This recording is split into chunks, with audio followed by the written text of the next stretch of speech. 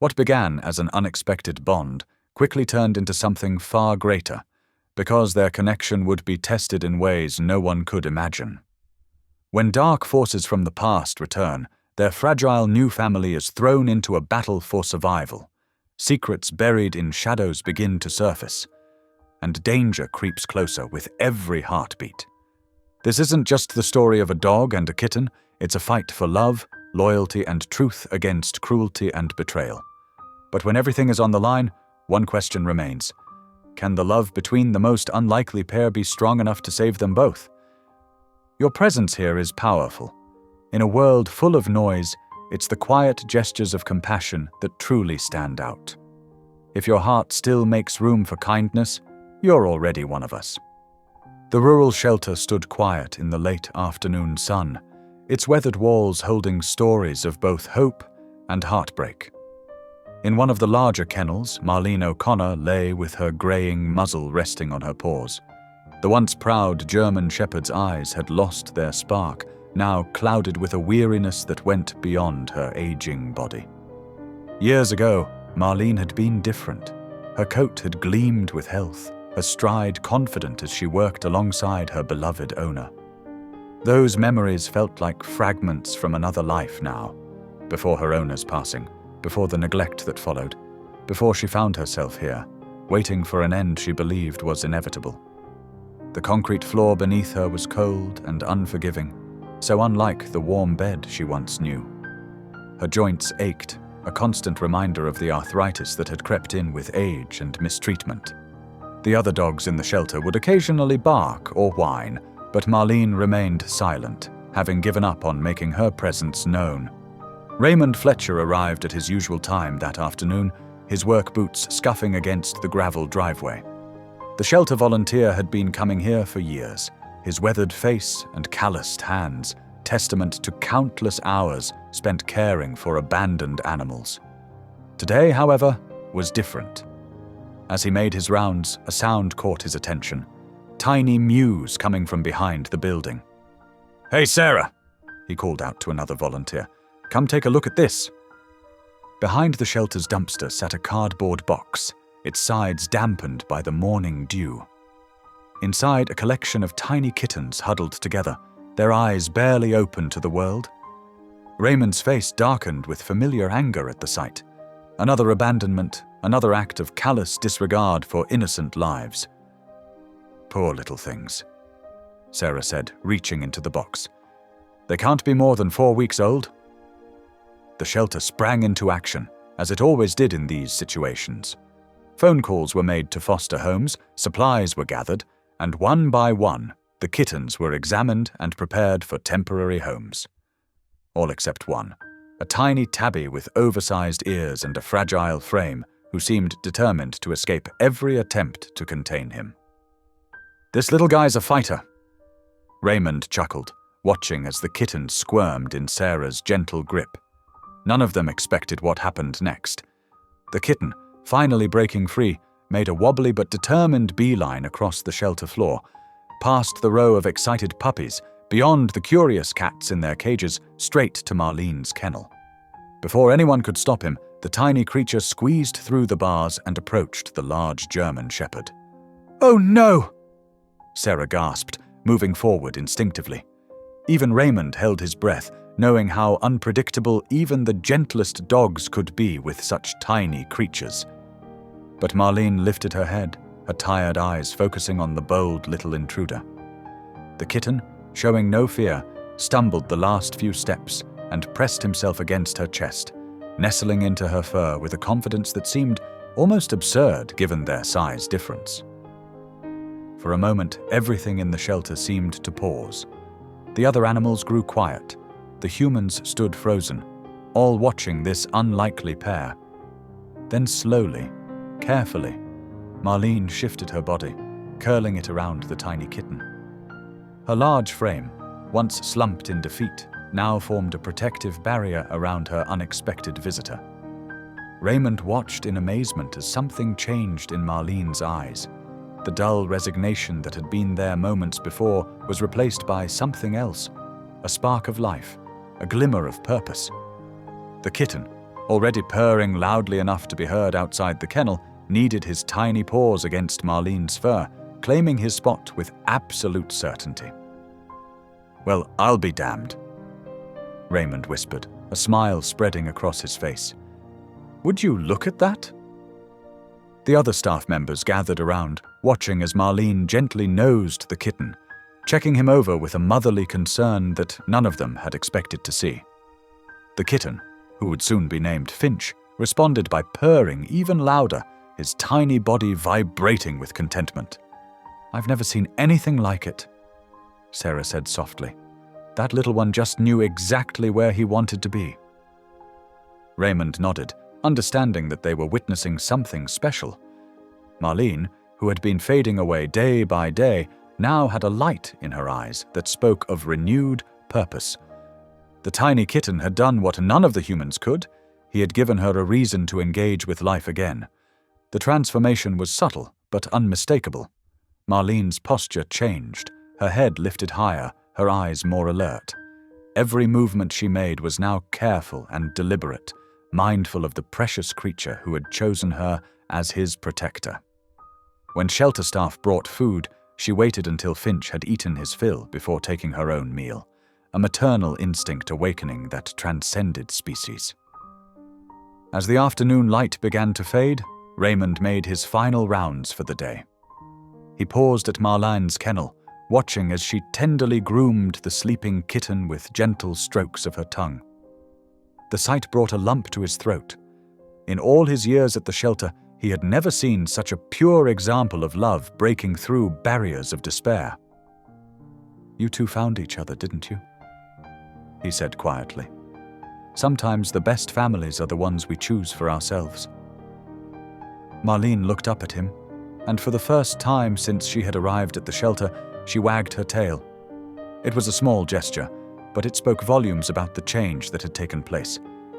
In her eyes now burned a fierce determination. She had something to live for, something to protect. The tiny kitten slept on, unaware of the profound impact his brave decision had made.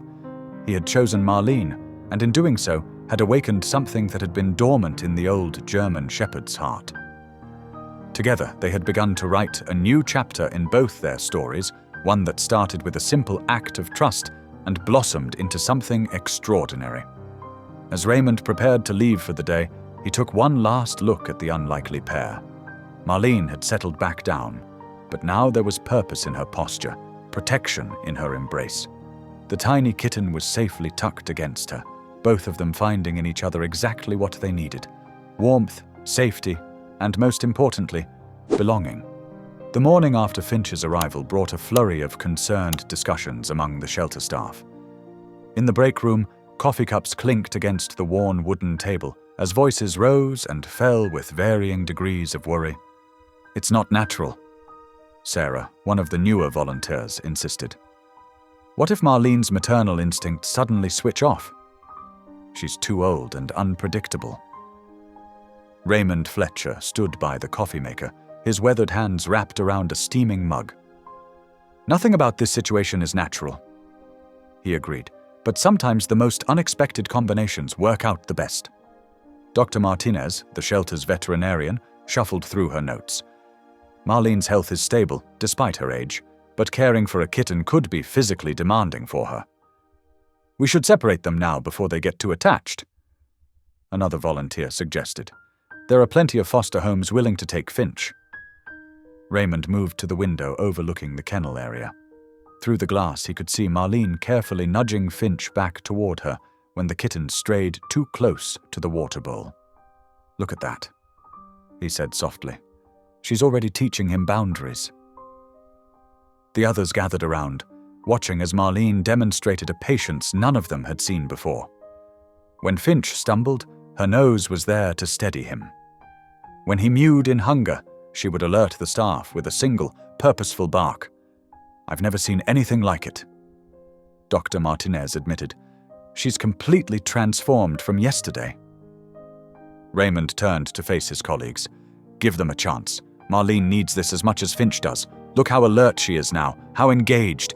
Yesterday she wouldn't even lift her head." Throughout the day, Marlene's protective instincts became more evident. She would position herself between Finch and any approaching visitors, not aggressively, but with quiet determination. When the kitten needed to sleep, she created a warm nest with her body, curling around him like a fortress. The shelter visitors had mixed reactions. Some stopped to take pictures of the unlikely pair, touched by the sight of the massive German shepherd tenderly caring for the tiny kitten. Others expressed doubt, making comments about nature and instincts that Raymond quietly but firmly corrected. Finch, for his part, showed remarkable resilience for such a small creature. Despite his fragile appearance, he demonstrated unwavering determination to stay close to Marlene. When staff members tried to tempt him away with food or toys, he would take what was offered but immediately return to his chosen guardian. "It's like he knows," one of the longtime volunteers observed, like he somehow understands she needs him just as much as he needs her. By late afternoon, the pair had settled into a tentative routine. Marlene would watch attentively as Finch explored his limited world, never letting him get more than a few feet away. She learned to be gentle when playing, to control her movements around his tiny frame, and to communicate with soft whines when he needed attention from the staff. The peaceful scene was shattered just before closing time. The shelter's front door burst open with such force that it slammed against the wall, making everyone jump. A large man in expensive boots and a weather-beaten rancher's jacket strode in, his face twisted in a scowl. "Where's that worthless dog?" he demanded, his voice carrying the weight of someone used to getting his way. Raymond stepped forward, immediately recognizing Wesley Calder. The wealthy rancher's reputation for cruelty was well known among animal welfare workers in the county. "Mr. Calder?" Raymond said evenly.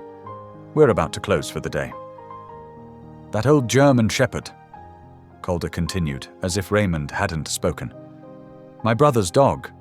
The one that couldn't even guard a fence post properly. She should have been put down months ago." The pieces clicked into place. Marlene had belonged to Calder's brother before his death, but no one had known what happened in between. Now, looking at Calder's dismissive sneer, Raymond could imagine all too well. "Marlene is not available," Raymond stated firmly, positioning himself between Calder and the kennel area. Calder's face reddened. "That dog is a liability, useless and dangerous. I'm doing you a favor by telling you to put her down." From the kennel area came the sound of Finch's mewing, followed by Marlene's gentle answering whine. Calder's head snapped toward the noise, his expression darkening further. "What kind of circus are you running here?" he demanded, trying to peer around Raymond. "First you keep broken-down dogs, now you're letting them play nursemaid?" "Mr. Calder." Raymond's voice was steel wrapped in velvet. "The shelter is closed. I'm going to have to ask you to leave." "This isn't over," Calder spat, jabbing a finger in Raymond's direction. "That dog is dangerous. Mark my words, she'll prove it sooner or later, and when she does, I'll make sure everyone knows I warned you." He turned and stormed out, his boots leaving mud on the freshly cleaned floor. In his wake, the shelter staff stood in stunned silence, the peaceful atmosphere of the day thoroughly shattered. In her kennel, Marlene had pulled Finch closer, her body curved protectively around him. Her ears were alert, her eyes fixed on the door where Calder had been. The contentment of earlier was replaced by a watchful tension that spoke of past trauma. Raymond walked over to their kennel, crouching down to their level. "It's okay, girl," he said softly. "He's gone now." But even as he spoke the reassuring words, he knew this was just the beginning. Wesley Calder was not a man who gave up easily, and his presence cast a long shadow over Marlene's future. Finch, seemingly oblivious to the tension, batted playfully at Marlene's tail. After a moment, she relaxed slightly, turning her attention back to her tiny charge. But Raymond noticed she kept one ear turned toward the door, her newfound protective instincts now extended beyond just Finch to encompass potential threats from her past. After Calder's dramatic exit, the shelter staff gathered in the break room, their faces etched with concern. Raymond stood by the coffee machine, his hands wrapped around a steaming mug, deep in thought. He won't let this go. Sarah, one of the younger volunteers, said quietly. Everyone knows how much pull Calder has in this county. Raymond nodded grimly. That's exactly what worries me. But we can't let him bully us into putting down a healthy animal, especially not now. Through the break room window, they could see Marlene's kennel. The old German shepherd lay curled around Finch, who was fast asleep against her chest. Despite the earlier confrontation, there was something peaceful about the scene, something worth protecting. We need to get them out of here, Raymond said finally, setting down his untouched coffee. Somewhere safe, where Calder won't think to look. He pulled out his phone and dialed a familiar number. After 3 rings, a warm voice answered. Fletcher Farm. Lorraine? It's Ray. I need a favor. His sister listened quietly as he explained the situation. Marlene's history, Finch's arrival, and Calder's threatening behavior. When he finished, there was a long pause on the line. A German shepherd and a kitten. Lorraine's voice held a mix of disbelief and amusement. Ray, are you sure about this? You should see them together. Raymond insisted. It's like they were meant to find each other, but they need somewhere safe just until we can figure out what to do about Calder. Another pause. The farm's not exactly set up for house pets. There won't be any trouble. Marlene's well-trained, despite what Calder says, and Finch barely leaves her side. Please, Lorraine, I wouldn't ask if it wasn't important. He could almost hear his sister's resolve weakening. Oh, all right. She sighed. But just temporarily, understand? And you'll need to bring their supplies. The relief in Raymond's voice was palpable. Thank you. We'll head over first thing tomorrow morning. The next day dawned crisp and clear. Raymond arrived early at the shelter, gathering supplies while the morning staff prepared for opening. He'd brought his personal truck, a weathered Ford that had seen better days, and loaded it with food, bedding, and basic necessities. When it came time to move Marlene and Finch, they encountered their first challenge. Marlene, though cooperative, was clearly anxious about leaving her kennel. It had become her safe space, despite its limitations. Finch, sensing her hesitation, pressed closer to her side. It's okay, girl. Raymond coaxed gently. We're going somewhere better. With patient encouragement, they managed to get both animals into the truck's cab. Marlene sat rigidly in the passenger seat, with Finch nestled securely between her front paws. Every few minutes, she would look at Raymond as if seeking reassurance. The drive to Lorraine's farm took about 45 minutes, winding through back roads and past sprawling fields. As they turned onto the gravel driveway, Marlene's ears perked up at the new sounds and smells. Lorraine was waiting on the front porch of her modest farmhouse, wiping her hands on her work apron. She watched with undisguised curiosity as Raymond helped Marlene down from the truck, Finch still clinging to her like a tiny shadow. Well, I'll be, Lorraine murmured, approaching slowly. You weren't exaggerating about those two. She crouched down, extending her hand for Marlene to sniff. The German shepherd approached cautiously, her protective instincts evident in the way she kept Finch slightly behind her.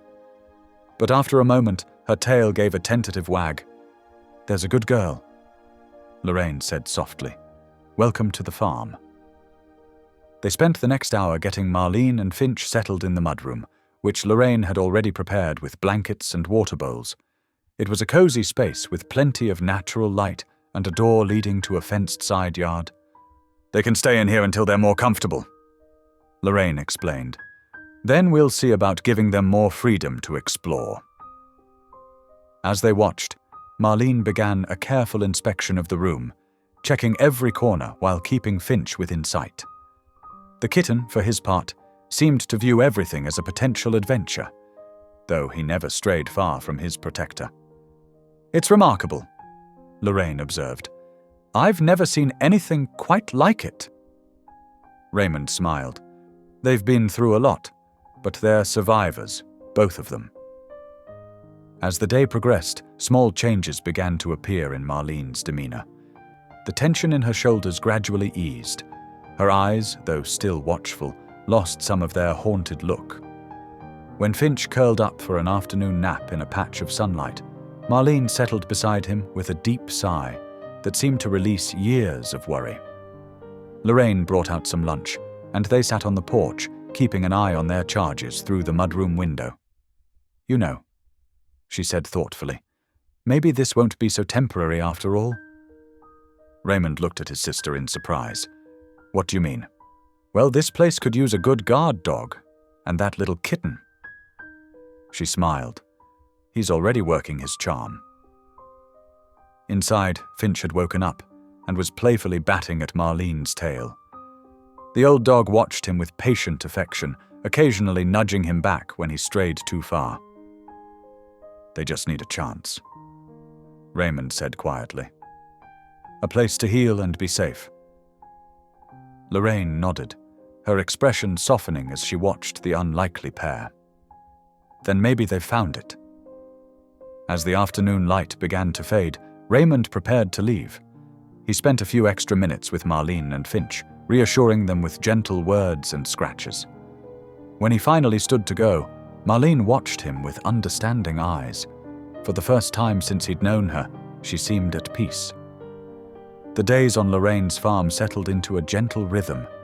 Each morning, Marlene would wake to Finch's tiny paws kneading her side, his eager purrs filling the mudroom. As the sun climbed higher, Lorraine would open the door to the fenced yard, giving them their first taste of fresh morning air.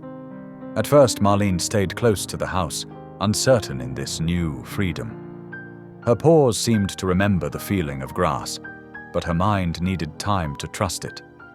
Finch, however, showed no such hesitation. The little kitten would bound into the dewy grass, chasing butterflies and falling leaves with unrestrained joy. Lorraine watched from her kitchen window as she prepared breakfast, smiling at the way Marlene never let Finch out of her sight. "You're doing great, old girl," she would say softly, bringing out their morning meals. Day by day, Marlene's confidence grew stronger. By the end of their first week, Marlene ventured further into the fenced area, her steps becoming more sure. The familiar weight of Finch against her side gave her courage. Sometimes she would lie in the grass, letting the warm sun soak into her aging bones while Finch practiced his pouncing nearby. Raymond visited every few days, bringing treats and checking on their progress. During one visit, he found Marlene actually playing with Finch, her tail wagging as she gently nudged a ball of yarn towards the kitten. "I hardly recognize her," Raymond said to his sister, watching from the porch. "Remember how she was at the shelter?" Lorraine nodded, her eyes soft. She needed this. They both did.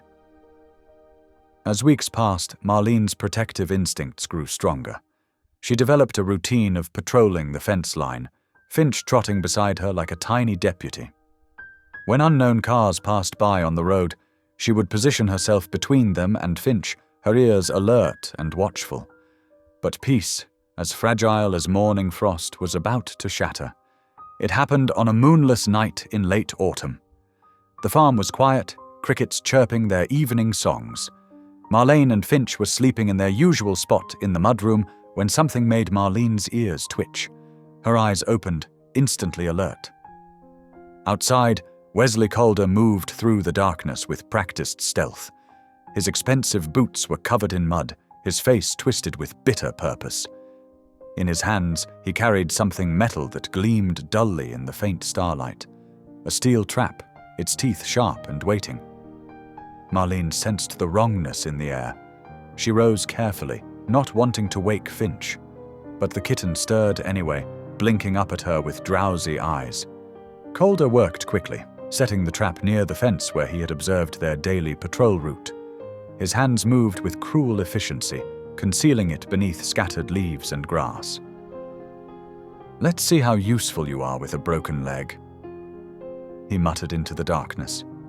Inside, Marlene grew increasingly restless.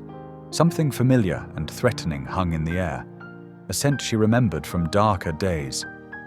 She paced the mudroom, her nails clicking softly on the floor. Finch, now fully awake, watched her with curiosity. When she wasn't looking, he spotted something moving outside through the glass door. His kitten instincts took over, and before Marlene could stop him, he had squeezed through the pet flap. Marlene's heart lurched. She bolted through after him, her old joints protesting the sudden movement. In the yard, Finch was already halfway to the fence, his small form a grey blur in the darkness. She saw it then. The metallic glint partially hidden in the grass, right in Finch's path. In that moment, every protective instinct she had developed blazed into action. With a surge of speed she hadn't known she still possessed, Marlene launched herself forward. Her bark split the night air, sharp, urgent, desperate. Finch froze, startled by the sound. But he was still too close to the trap, his tiny paw about to step into disaster. Marlene didn't hesitate. She crashed into the space between Finch and the trap, her larger body shoving him safely aside. The movement brought her own leg down hard, and the trap's jaws snapped shut with a sickening sound. Pain exploded through her leg, but Marlene didn't cry out. Her only thought was of Finch, who had tumbled into the grass nearby. The kitten scrambled up, alarmed by the commotion. From the shadows, Calder cursed. He hadn't expected the old dog to move so fast, to sacrifice herself so readily. The noise had woken the farmhouse. Lights were coming on, and he could hear voices inside. Lorraine's front door burst open, flooding the yard with light. "Marlene! Finch?" Her voice carried worry and anger as she took in the scene. Raymond, who had been staying over to help with some farm work, appeared behind her. He saw Marlene first, saw the trap, and his face hardened with fury.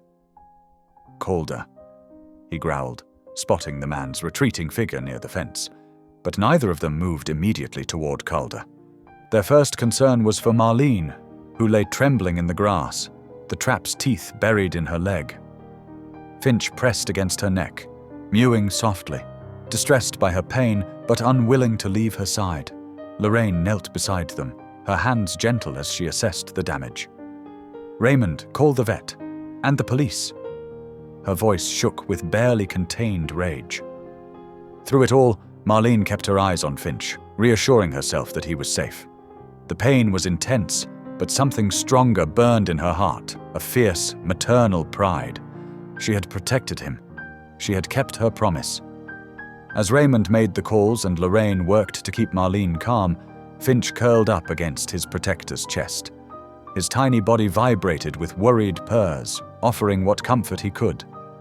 Marlene's nose touched his fur gently, and in that moment, their bond, forged in trust and sealed with sacrifice, became unbreakable.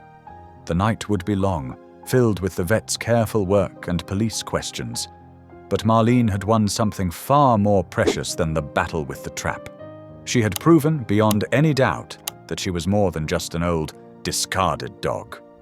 She was a mother, a protector, and she would endure any pain to keep her chosen family safe. The veterinarian's headlights swept across the farmhouse as she pulled into the driveway. Dr. Sarah Mills had known the Fletchers for years, but she'd never received such an urgent midnight call from them before. She worked quickly but gently, examining Marlene's leg while Lorraine held a flashlight steady. "The trap didn't break the bone, thank goodness," Dr. Mills said, carefully cleaning the wounds. "But these punctures are deep. She'll need antibiotics and time to heal." Finch watched every movement with intense focus, his tiny body pressed against Marlene's neck. When the vet reached for Marlene's injured leg, the kitten let out a protective mew. "I've never seen anything quite like this," Dr. Mills remarked, nodding toward Finch. "He's not leaving her side, is he?" Lorraine shook her head, her voice thick with emotion. "They're inseparable. Marlene took that trap to protect him." While the vet worked, Raymond paced the kitchen, speaking in low tones with Officer Jensen. "This wasn't random," Raymond insisted. "Wesley Calder's been threatening Marlene since we refused to put her down. He's got some kind of vendetta against her." The officer's pen moved across his notepad. "Calder. The rancher." His expression darkened. "This isn't the first complaint we've had about him." Raymond stopped pacing. "What do you mean?" "Nothing we could prove before," Officer Jensen said carefully. "But there have been whispers, animals disappearing from his property, Working dogs turned out when they got too old. Some folks say they've heard awful sounds from his barn at night. Lorraine entered the kitchen, wiping her hands on a towel. Her face was drawn with worry and anger. "That matches what I've been hearing from the feed store," she said. "Mary Jenkins, who used to work for Calder's brother, she told me things about how the animals were treated. She quit because she couldn't stand it anymore." Raymond sank into a kitchen chair, his mind racing. Marlene came from his brother's place after he passed. She was already in rough shape when she reached the shelter. We thought it was just neglect, but now we're seeing the whole picture. Lorraine finished. She looked toward the living room, where Marlene lay on a thick blanket, Finch curled protectively against her side. What they did to her, it wasn't just abandonment, it was systematic cruelty. Dr. Mills joined them, closing her medical bag. "Based on old x-rays from the shelter and what I'm seeing tonight, Marlene's previous injuries tell a story. Healed fractures, scarring, these aren't accidents. This dog has survived serious abuse." The revelation settled heavily over the room. Raymond's hands clenched into fists. All those animals over the years, the ones that disappeared, the ones that were put down because they were dangerous or useless, how many did Calder hurt? Officer Jensen cleared his throat. "With your statement about tonight's incident, plus Marlene's documented injuries, we might finally have enough to start a real investigation. But Calder's got money and influence. It won't be easy. We'll help," Lorraine said firmly. "There must be others who've seen things, who've stayed quiet out of fear. If we can get them to come forward." A soft whimper from the living room drew their attention. Lorraine hurried to check on Marlene, finding the old dog trying to shift position. Finch immediately stood up, batting at Marlene's nose with his paw as if telling her to stay still. "Easy, girl," Lorraine soothed, adjusting the blanket. "You're safe now." She watched as Finch settled back down, pressing his small body against Marlene's chest. The kitten began to purr, and some of the tension seemed to leave Marlene's body. Raymond joined his sister, his voice quiet but determined. "Look at them. Marlene could have given up so many times. After everything Calder and his brother did to her, she could have turned mean or just lost her will to live. But instead, she found Finch. She chose to protect and love again." Lorraine nodded, understanding blooming in her eyes. "And now we have to protect them both. Not just from Calder's trap tonight, but from everything he represents. All the cruelty that's been hidden for too long." Officer Jensen made a final note in his pad. "I'll start making calls in the morning. We'll need statements from shelter staff, former employees, anyone who's witnessed suspicious behavior at Calder's ranch. The more evidence we gather, the stronger our case will be." Dr. Mills packed up her supplies, leaving detailed instructions for Marlene's care. "Keep the wounds clean, give her these antibiotics twice daily, and try to keep her quiet for at least a week.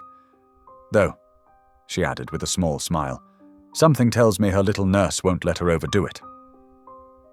As if understanding, Finch raised his head and meowed softly. His tiny paw rested on Marlene's nose, and the old dog's tail thumped weakly against the blanket. The night's events had shaken them all, but they had also revealed a truth that could no longer be ignored. This wasn't just about saving one dog and her adopted kitten.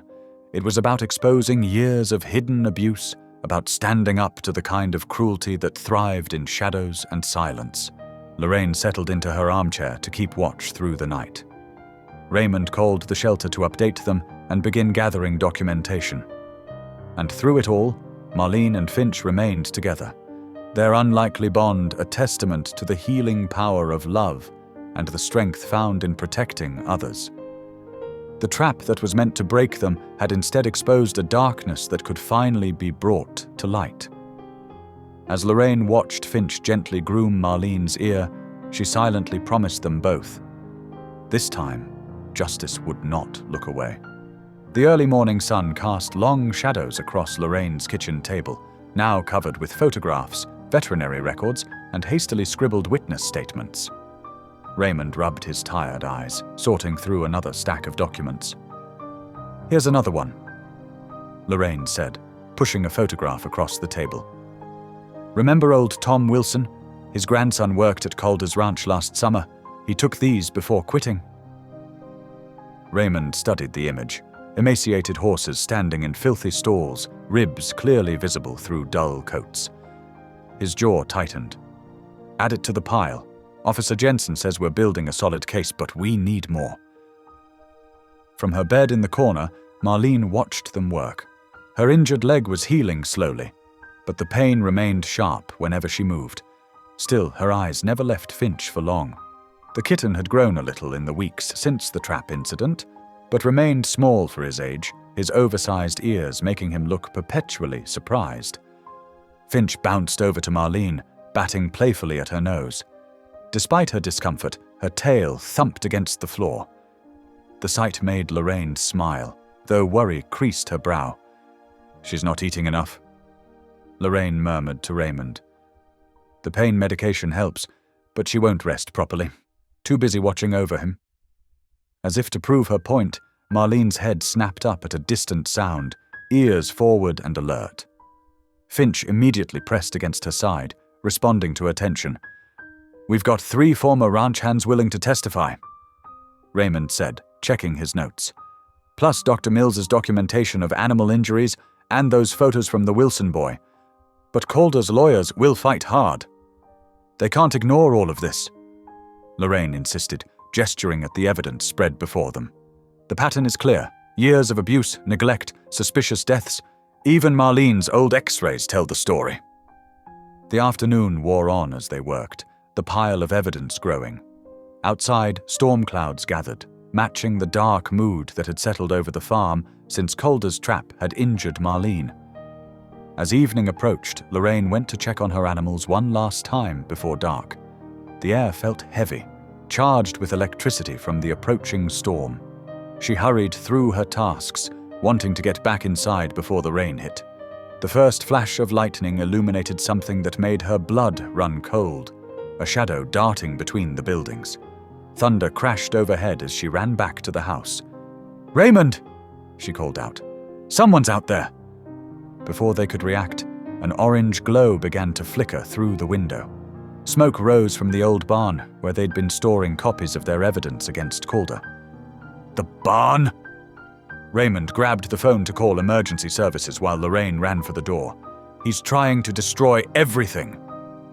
Marlene struggled to her feet, whining as Finch darted toward the door after Lorraine. The kitten had slipped through before anyone could stop him, disappearing into the chaos outside. Despite her injury, Marlene lunged forward.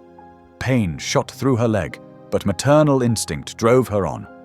She limped after Finch, her heart pounding with fear. The scene outside was apocalyptic. Flames licked up the sides of the old barn, smoke billowing into the storm-dark sky.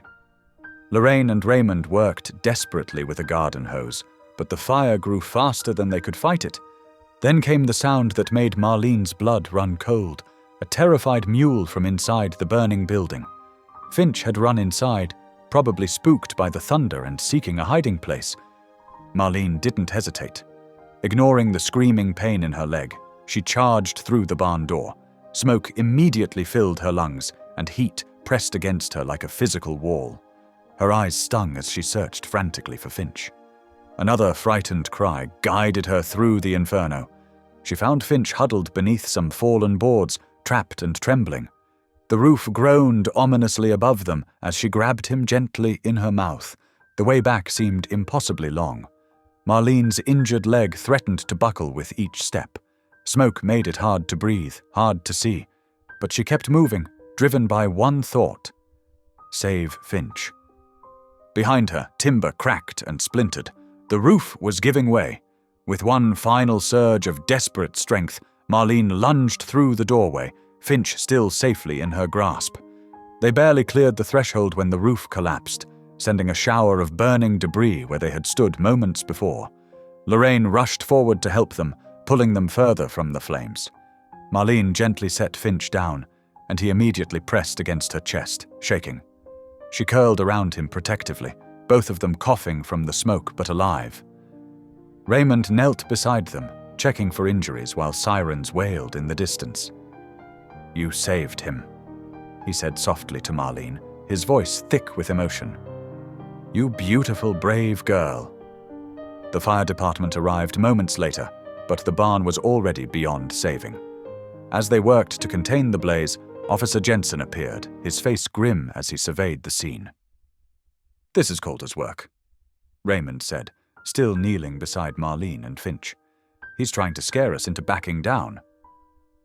"He just made a big mistake," Officer Jensen replied, taking photographs of the scene. "Arson's a serious crime, and we've got tire tracks leading back toward his ranch." Lorraine joined them, wrapping a blanket around Marlene and Finch. The old dog was trembling from exhaustion and pain, but her eyes remained fixed on the kitten she'd risked everything to save. "We had copies of everything at the shelter," Raymond assured them. "Calder can burn down every barn in the county. He can't destroy what we've uncovered."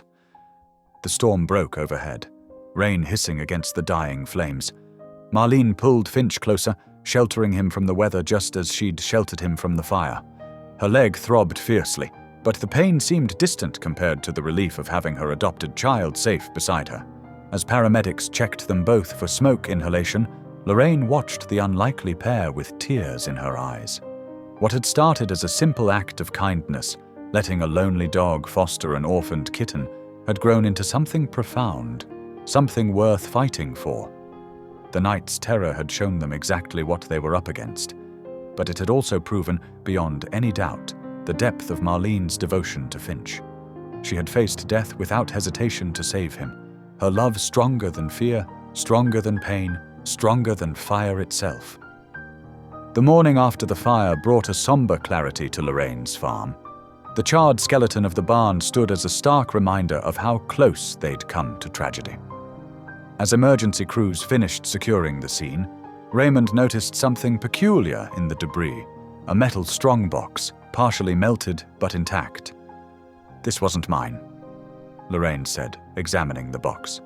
"Must have been hidden in the barn before I bought the property." Raymond carefully pried open the warped lid. Inside, protected from the flames, lay a stack of weathered ledgers and documents. His hands trembled as he began reading through them.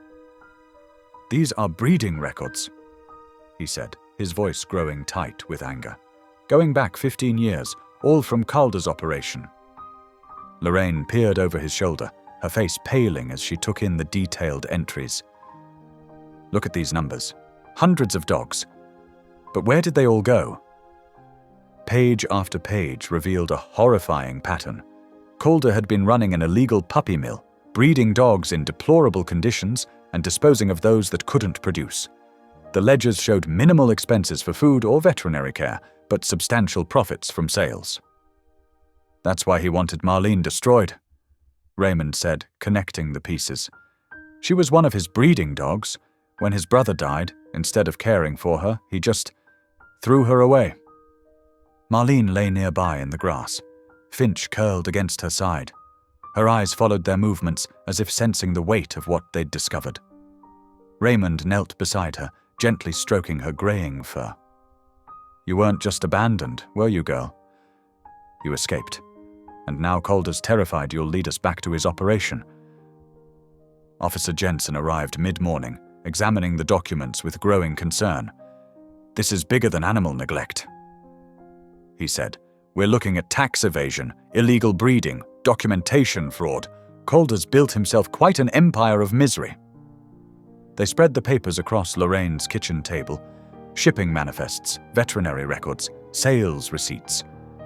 A picture emerged of a sophisticated operation hiding behind the facade of a legitimate ranch. "Look at these dates." Lorraine pointed to a series of entries. "Marlene's listed here. Female GSD 047. They didn't even give them names, just numbers." Raymond's jaw clenched as he read the clinical notes about Marlene's pregnancies. The puppies sold for premium prices while she was kept in deplorable conditions. The final entry showed her being disposed of after her last litter, right around the time Calder's brother died. "She wasn't just abandoned," Raymond said quietly. "She was discarded, like all the others who couldn't produce anymore." Outside, Marlene lifted her head. watching a car approach down the long driveway. Finch pressed closer to her side as Officer Jensen stepped onto the porch, speaking rapidly into his radio. "I've got a team assembling," he announced. "With these records, we can get a warrant to search Calder's entire property, but he'll know we're coming. We need to move fast." Raymond gathered the documents carefully. "What about Marlene and Finch?" "They're not safe here anymore." "I've arranged a safe house," Officer Jensen replied. "We'll move them tonight, after we execute the warrant. Right now, I need you both to come with me. Your statements about the fire and these records are crucial." Lorraine hesitated, looking at Marlene and Finch. "We can't leave them alone?" "My deputy will stay," Jensen assured her. "Right now, the best way to protect them is to shut Calder down for good." As they prepared to leave, Raymond knelt once more beside Marlene. She looked up at him with those wise, weary eyes that had seen too much suffering. "We know the truth now," he told her softly. "You're not just fighting for yourself and Finch anymore. You're fighting for all the others like you. And we're going to make sure Calder can never hurt another animal again." Marlene's tail thumped once against the ground, as if understanding. Finch mewed softly, batting at Raymond's hand with a tiny paw. The discovery of Calder's records had transformed their private struggle into something far larger. It wasn't just about protecting one unlikely pair, it was about exposing years of systematic cruelty and preventing countless future victims. As they drove toward town, Raymond clutched the box of documents that would bring down Calder's empire. In the rearview mirror, he could see Marlene watching from the porch, still guarding Finch. Her story had started in darkness and despair, but now she stood at the center of a fight for justice that would change everything. The old German shepherd who had lost so much, her home, her dignity, her hope, had unknowingly become the key to dismantling a system of cruelty that had claimed too many victims. Her survival, once an inconvenience to Calder, now threatened to expose every dark secret he had tried to bury. The stakes had shifted dramatically. This was no longer about one man's vendetta against a discarded dog. It was about bringing down an entire operation built on suffering and greed. And Marlene, the dog who had found new purpose in protecting an orphaned kitten, would help ensure that no other animal would endure what she had survived. Raymond spread the damning documents across his kitchen table, carefully organizing them into neat piles. Veterinary records here, financial statements there, shipping manifests in another stack. Each paper added another piece to the dark puzzle of Wesley Calder's operation. His hands trembled slightly as he placed photographs alongside the documents, images of decrepit kennels and neglected animals that made his stomach turn. "We've got him," he muttered, reaching for his phone to call the authorities. A sharp knock at the door made him freeze. Through the window, he glimpsed a familiar truck parked in his driveway, Calder's black pickup, its chrome gleaming menacingly in the afternoon sun. Raymond's heart pounded as he quickly gathered the papers, shoving them into a folder and tucking it beneath some cookbooks. He opened the door to find Wesley Calder on his porch, flanked by two burly men he'd never seen before. "Fletcher," Calder said, his voice deceptively calm. "We need to have a conversation about your recent activities." The men shouldered past Raymond into his house without waiting for an invitation. Calder's eyes swept the room, lingering on the kitchen table where the documents had been moments before. "I know what you've been doing," Calder continued, settling uninvited into a chair. "Poking around where you don't belong, spreading lies, making accusations." "They're not lies if I have proof," Raymond replied, standing his ground despite his racing heart. Calder's facade of politeness cracked, revealing something cold and dangerous beneath. "Listen carefully, Fletcher. You're playing with fire. That old dog and that worthless kitten, they're not worth what's coming if you don't back off. Are you threatening me?" "I'm giving you friendly advice." Calder leaned forward, his voice dropping to a whisper. "Bad things happen to people who don't mind their own business. Barns burn, animals disappear. Sometimes people get hurt." Raymond felt his hands curl into fists. "Get out of my house." "Think about your sister," Calder said, rising slowly. "That pretty little farm of hers. Be a shame if something happened to it. Or to her." The threat hung in the air like poison. Calder's men moved toward the door, but their boss lingered a moment longer. 24 hours, Fletcher. Make the right choice." After they left, Raymond sat heavily in a chair, his legs shaking. He reached for his phone again, but this time to call Lorraine. "He was here," he told her when she answered. "At my house. With muscle." "Oh, God." Lorraine's voice quavered. "What did he say?" "Enough to make it clear he knows what we're doing. You need to be careful, sis. Maybe you should go stay somewhere else for a while." "I'm not leaving," Lorraine said firmly. "And neither are Marlene and Finch. We're in this together." At Lorraine's farm, Marlene had already sensed the shifting atmosphere. She paced the yard restlessly, her ears pricked forward, her body tense.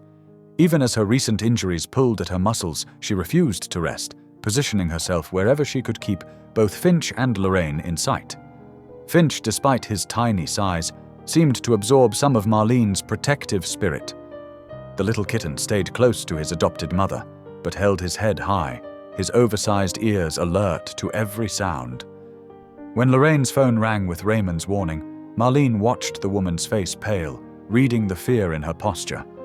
The day crawled by with unbearable tension. Raymond arrived in the afternoon, bringing the evidence he'd gathered, and a small handgun he hadn't touched in years. "Just in case," he said, checking that it was loaded properly. Lorraine made coffee they barely touched, both siblings jumping at every sound from outside. As dusk approached, Marlene's agitation grew. She herded Finch into the house, then resumed her vigilant patrol of the property. The first rock crashed through Lorraine's front window just after sunset. Glass shattered across the living room floor as more rocks followed. Finch darted under a chair, his fur puffed out in alarm. Marlene planted herself in front of him, a low growl rumbling in her chest. Outside, engines roared. 2 pickup trucks circled the house, their headlights cutting through the growing darkness. Someone shouted threats that made Lorraine flinch. Raymond gripped his gun tighter, moving to secure the doors.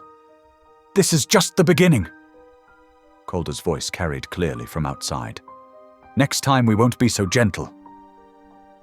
The trucks peeled away, leaving behind the acrid smell of burned rubber and fear. Lorraine's hands shook as she swept up broken glass. Raymond called the police, but they all knew it would be too late to catch Calder's men. Through the night, Marlene refused to rest. She moved from window to window, her aging body taut with determination. When Finch tried to comfort her with gentle headbutts, she nuzzled him briefly before resuming her watch. Her message was clear. Nothing would harm her kitten or these humans who had given them shelter. Morning brought no relief. Raymond found all 4 tires of his truck slashed. Lorraine discovered her mailbox smashed and threatening messages painted on her barn. Fear settled over the farm like a heavy blanket, but beneath it, determination still burned. "We can't back down," Raymond said, spreading the evidence folder on Lorraine's kitchen table again. "If we do, he'll never stop. And how many other animals will suffer?" Lorraine nodded, though her face was pale. "How much longer until we can take this to the authorities?" "I need 1 more day to organize everything properly, make copies, document the chain of evidence."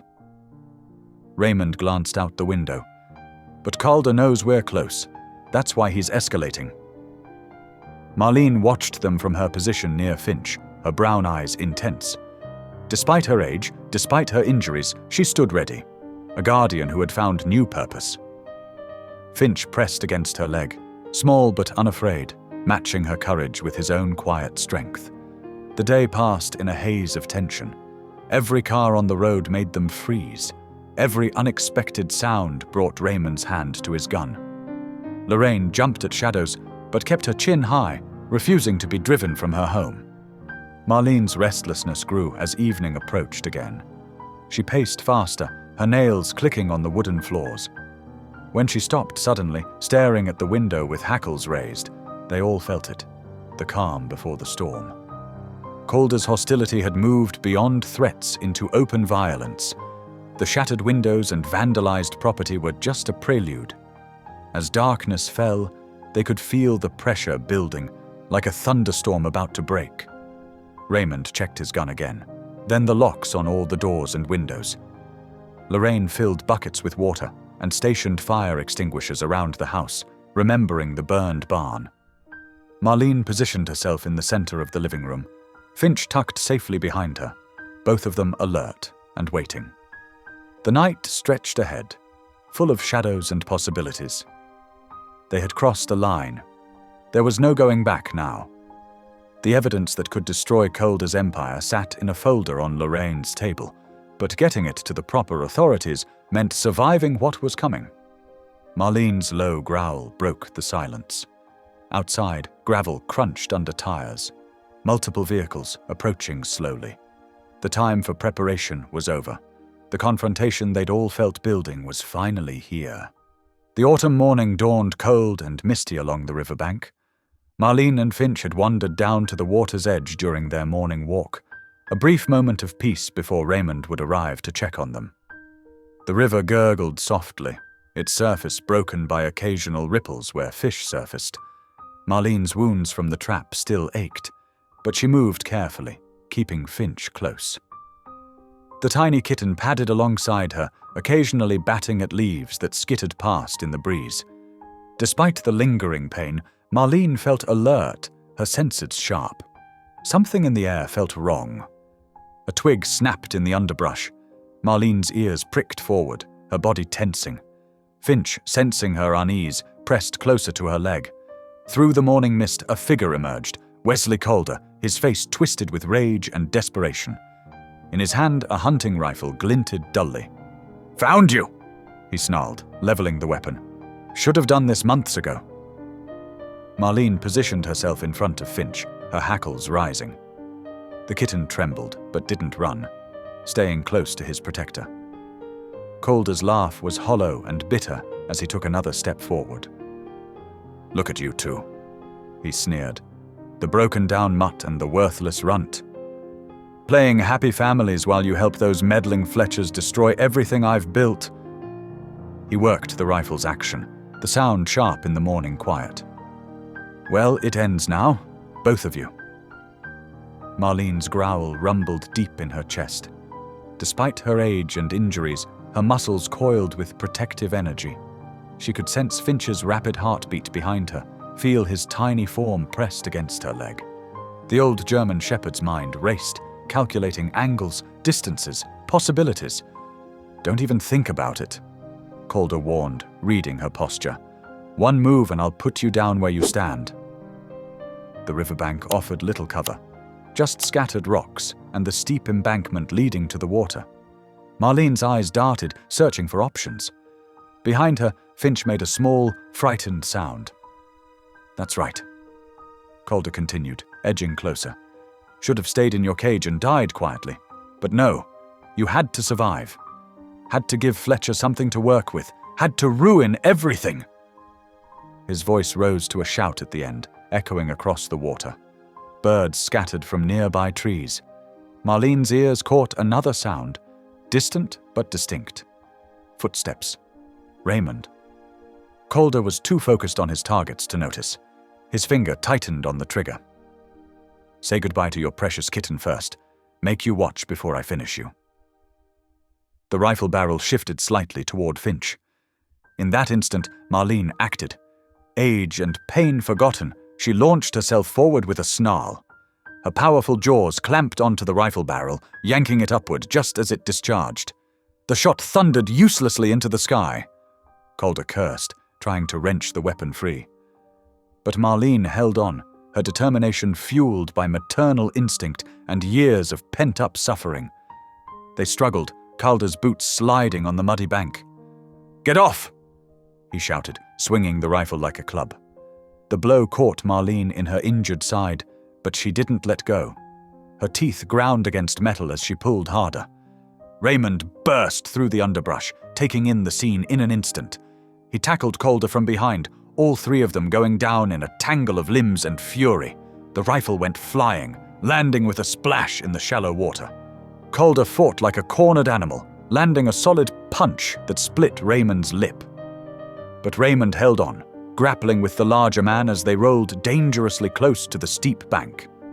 Marlene circled, looking for an opening, while Finch watched from behind a fallen log where he'd taken shelter. "You're finished, Calder," Raymond gasped, blocking another wild swing. "Police are already on their way." "Liar!" Calder roared. He managed to get on top of Raymond, hands reaching for his throat. "I'll kill you all!" Marlene saw her chance. She lunged forward, powerful jaws closing on Calder's arm. Her teeth sank deep, drawing a howl of pain and rage. The distraction was enough. Raymond bucked, throwing Calder off balance. In seconds, their positions were reversed. Sirens wailed in the distance, growing closer. Calder thrashed and cursed, but Raymond kept him pinned. Blood ran from his arm where Marlene had bit him, staining the ground. "It's over," Raymond panted. "All of it. They found your records, your breeding kennels, everything." Police cars skidded to a stop on the dirt road above the riverbank. Officers poured out, weapons drawn. "Police! Everyone freeze!" Marlene backed away, returning to Finch's side. The kitten emerged from his hiding place, pressing against her leg as they watched Calder being handcuffed and hauled to his feet. "You're under arrest," the lead officer announced, reading out charges that encompassed years of cruelty and illegal operations. Calder's face was a mask of impotent rage as the full weight of his downfall settled over him. Other officers helped Raymond up, checking his injuries. One approached Marlene cautiously, but she made no aggressive moves. Her job was done. Finch purred against her leg, his tiny body vibrating with relief and love. The morning mist began to lift as Calder was led away. His shouts of revenge grew fainter, then silent. Raymond knelt beside Marlene and Finch, checking them both for injuries. "You saved my life," he said softly, scratching behind Marlene's ears. "Both of our lives." Marlene leaned into his touch, feeling the tension slowly leave her body. Beside her, Finch headbutted her leg affectionately. The river continued its peaceful flow, washing away the morning's violence like a bad dream. Officers gathered evidence, the rifle from the water, photographs of the scene, statements from Raymond. Through it all, Marlene stood guard over Finch, her protective instinct undiminished. She had faced down her tormentor, helped bring his empire of cruelty crashing down, and she had done it not for revenge, but for love. Love of a tiny kitten who had chosen her when she thought herself beyond choosing. The days following Calder's arrest brought a flurry of activity to the quiet farm. Police cars and animal control vehicles came and went, documenting the full scope of his crimes. Raymond spent hours giving statements, presenting the carefully gathered evidence that had finally brought down Calder's operation. Marlene watched it all from her favorite spot on Lorraine's front porch. Finch nestled against her side. Her wounds from the riverbank confrontation were healing well, though she still favored her injured leg. The physical pain seemed small compared to the peace that had settled over her spirit. News spread quickly through the rural community. Investigators uncovered the true extent of Calder's breeding operation: dozens of neglected animals, forged papers, and a trail of abandoned dogs like Marlene. Each revelation confirmed what they had suspected. Her story was just one thread in a larger tapestry of cruelty. "You wouldn't believe what they found at his ranch," Raymond told Lorraine one evening as they sat on the porch steps. Marlene's ears perked up, listening. Hidden kennels, sick animals. Some of them didn't make it, but the ones we could save are getting proper care now. Lorraine reached down to stroke Marlene's head. Thanks to this brave girl. Who would have thought the dog he called worthless would be his undoing? Finch, curled up in his usual spot against Marlene's side, purred in agreement. The sound vibrated through her fur, a constant reminder of the unexpected gift that had given her life new purpose. Local media picked up the story. A reporter came to interview Raymond and photograph Marlene and Finch. The resulting article praised her courage, describing how a retired German shepherd and her adopted kitten had helped expose years of animal abuse. The shelter where she had once waited to die now proudly displayed the newspaper clipping. But fame meant little to Marlene. Her world had narrowed to simpler, more precious things. The weight of Finch against her side, the gentle touch of Lorraine's hands, the security of having a true home at last. One morning, about 2 weeks after Calder's arrest, Lorraine called them both into the kitchen. She had papers spread across the table, official-looking documents with lots of stamps and signatures. "Come here, you two," she said warmly. Marlene padded over, Finch trotting beside her. "I've got something to show you." Raymond was there too, grinning as he watched his sister gather the papers. "Go on, tell them." "Well," Lorraine began, kneeling down to their level. "I know you've been through a lot, both of you. And this farm, it's become your home, hasn't it?" She scratched behind Marlene's ears exactly the way she liked. "So I thought we should make it official." She held up one of the papers. "These are adoption papers, for both of you.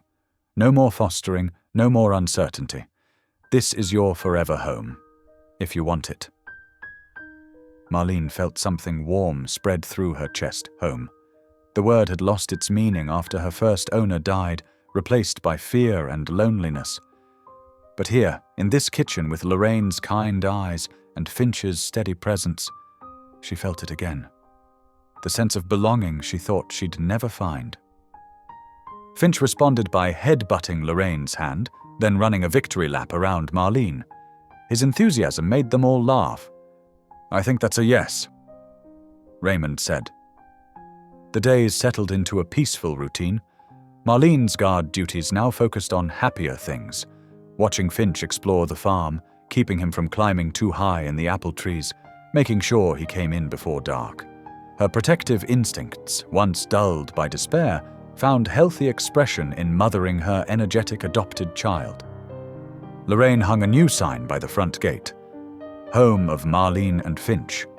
Simple words that meant everything. News eventually came of Calder's sentencing. Multiple counts of animal cruelty, illegal breeding, fraud. The judge showed no mercy. He would serve years in prison, his operation permanently shut down. The animals rescued from his ranch were all placed in loving homes, their stories of survival echoing Marlene's own. On a warm afternoon, Marlene dozed on her porch bed, specially made by Raymond with extra cushioning for her aging joints. Finch was curled in his usual spot against her side, one paw draped possessively over her leg. The spring breeze carried the scent of apple blossoms and fresh grass. Lorraine sat in her rocking chair nearby, reading. She glanced down at the pair and smiled. "You know," she said softly, "some people might think it's strange, a big old dog adopting a tiny kitten. But I think you two were meant to find each other." Marlene opened one eye, taking in her peaceful surroundings. The farm she now called home, the woman who had given her a second chance, and most precious of all, the small bundle of fur snuggled trustingly against her side. She had been wrong, those dark days in the shelter. She wasn't useless, wasn't too old or too broken to matter. Love had found her in the most unexpected form, a fragile kitten who saw past her scars and chose her. In saving Finch, she had saved herself. The afternoon sun warmed her fur as she drifted back to sleep. Her dreams were no longer haunted by memories of abandonment and loss. Instead, she dreamed of apple trees and sunny porches, of gentle hands and purring kittens, of home. Finch stirred in his sleep, snuggling closer. Marlene instinctively curled around him, protecting even in rest. The love between them had transformed them both. The unwanted dog and the orphaned kitten, now heroes, now family. "My brave girl," Lorraine murmured, reaching down to stroke Marlene's fur. "My precious pair." The words settled over them like a blanket of peace. Here, on this porch, with her chosen family around her, Marlene was finally complete. Not just surviving, but living. Not just existing, but loving. The journey from despair to joy had been long and hard, but every step had led her here, to this perfect moment. The old German shepherd sighed contentedly, feeling Finch's steady heartbeat against her side. The past could no longer hurt them. The future stretched ahead, bright with promise. And the present was everything she had never dared to hope for. Love, family, home, purpose.